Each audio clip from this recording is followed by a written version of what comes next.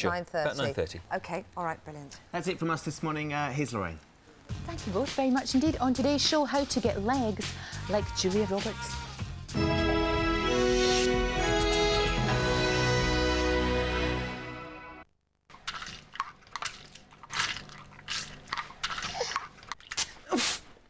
Just drink Tofu Fruit and Herb. It's made with real fruit.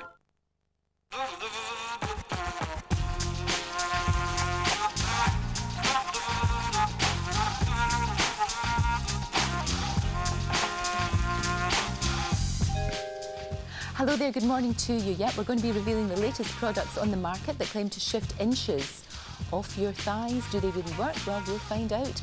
And Madonna, Victoria Beckham and Britney wouldn't wear anything less. Find out how to get this summer's fun new look later on in the programme. Also, we're going behind the scenes of Shrek 2. I'm so looking forward to seeing that in today's Bigger Picture. First though, my next guest, Linda Bellingham, has had more than her fair share of acting roles, and for years she was Britain's most famous on-screen mother. And just in case you've forgotten why, and I'm sure you haven't, here's a reminder. Yes, it is a surprise. No, I haven't cooked it before. Yes, it is foreign. No, Jason, it's not a hamburger. Yes, Alice and Dolly will love it. No Nick, no garlic. And Michael. Remember Preston? Linda's here now, actually looking better now than you did then, which is extraordinary. You look really well. Well, the weird thing about when I got the job was that they said I didn't look old enough to have these 3 children. Okay. So they used to give me that hair and all that. That hair. The hair is, yeah. That's what does it. Absolutely. That's, once you get the hair sorted, we're lucky, you're actually, fine. aren't we? I think it's much harder on men when they lose their hair. And they can't go to the bottle and the... No, and we have to tell them they've got to stop this pedal bin thing that goes on. Just cut it all off. Absolutely. Do a Sean Connery and you'll be fine. Definitely. Because nobody's fooled by that coming from the back and flipping over. Nobody's fooled.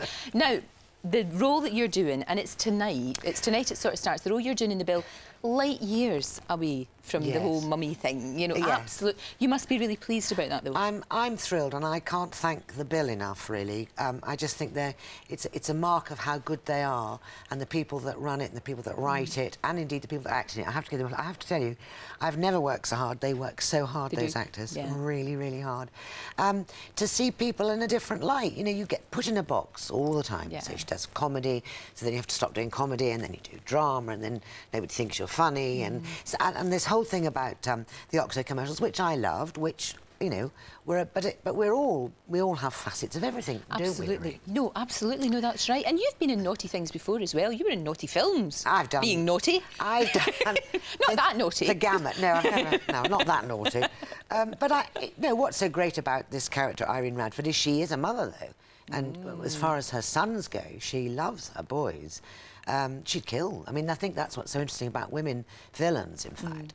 Men are much more controlled, I think, and you know, but a woman pushed into a corner, as animals, you know, show, will kill for her young. So I think that's this is the thing. This is the key to her, perhaps.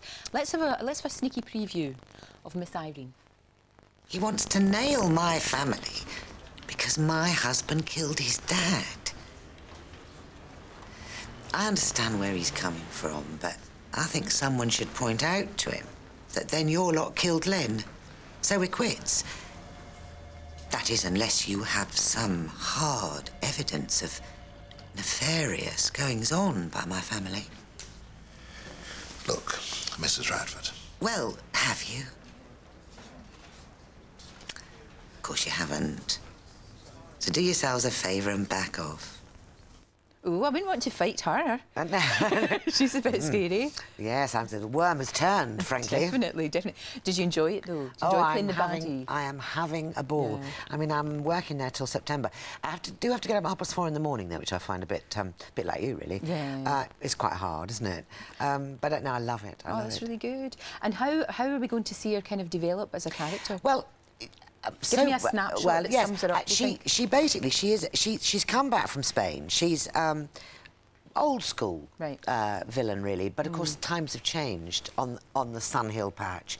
So all the sort of prostitution and racketeering that goes on has moved into actually probably a much more nasty era, but she moves with the times and adapts, and her sons do all the sort of physical stuff. She's the brains. But she's very much, the one that says do this, do that. And so it's... So I'm hoping, well, because they never tell you really, do they? They don't. The scriptwriters don't know what's going to happen to me. But that's the thing about the bill, talking about it's the writing that Oh, makes it's fantastic. it. You know, that, I mean, you guys obviously can do your job, but you need to have the tools to do your job. And the that's what characters, I works. think, Yeah. I do think television works so much better when you've got characters, because you can have wonderful plots, wonderful storylines, but if nobody cares about the characters and what's happening, who's, you know, what, that's what the bill is so good at. Yeah. That all the characters, and the police and the villains, in fact, are all... Very much so. Now, we said earlier on, you look better now than you did, you know, sort of 10, 20 years ago even, which is great, and I think that's what's happening with a lot of women in their prime. Wouldn't you say? Because do you Yes. feel like that? Do you feel as if you actually feel maybe more confident now, or just happier? I just think that age, you know, everything's changed, and I think probably my generation from the 60s, we're the first people. Everything that happens to us kind of is the first time it's happened to we're the first lot of grannies who are younger, you know. You can be a granny in your 40s, and in fact you're not going to be a granny that sits probably looking after your children's children. You're out there. Well, we've all been told by the government we have to work until we're 70. God knows.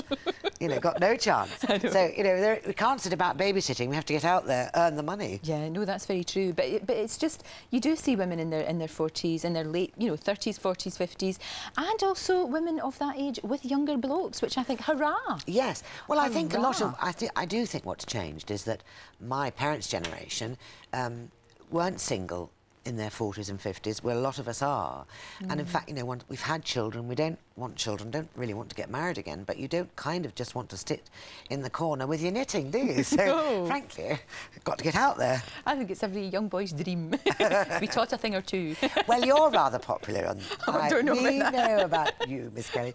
They all... A bit of an icon, I think. Very funny, very, very funny. It's mad, but it's good, it really is. Yeah. And you look brilliant. And tonight, unfortunately, I think a lot of people will miss your tiny debut tonight, 'cause you're hardly in it. No, and I just would say, you know, you've got lots of time to catch up. It's a kind of slow burn, the first 2 or 3 episodes. So, yes, I think even I won't be watching, I'm afraid. I'll probably be Yeah, watching the footy. Linda, thank you. Thank Great you to very see much. you, and good luck with it. Good thank luck, you very England. much. Right, it does feel, though, the sun's deserted us for the time being, doesn't it? While we're waiting for the turn of the good weather, we thought we'd ask the UK's top beauty editors what they'll be putting in their makeup bag if the sun finally shines.